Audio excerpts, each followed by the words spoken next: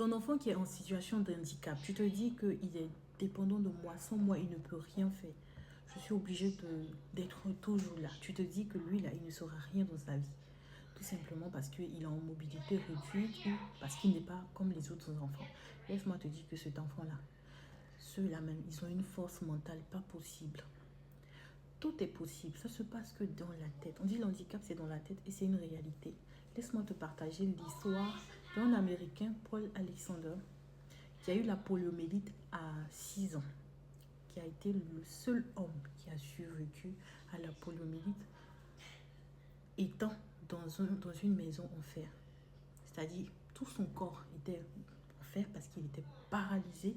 C'est seulement sa tête qui était à l'extérieur. Tu peux aller sur Google, tu vas voir son histoire. Mais cet homme-là, ses parents l'ont encouragé, ses parents ont cru en lui, ses parents ont su détecter, ont vu que notre enfant, c'est vrai qu'il n'est pas comme les autres, ses amis, mais il a une force mentale pas possible. Donc, il faut qu'on l'aide, il faut qu'on le booste, il faut qu'on l'aide à rentrer dans l'histoire.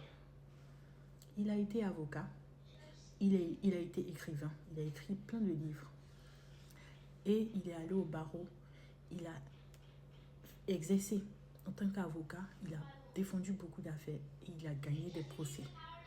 Donc, ne te dis pas que ton enfant là, il va dépendre de toi toute sa vie. Non, non, ça se passe dans la tête. Tu dois l'aider, tu dois détecter son domaine de prédilection. Si c'est la musique qu'il aime, si par exemple il aime manier les choses avec la main, tu dois détecter et c'est toi, c'est ta mission ça.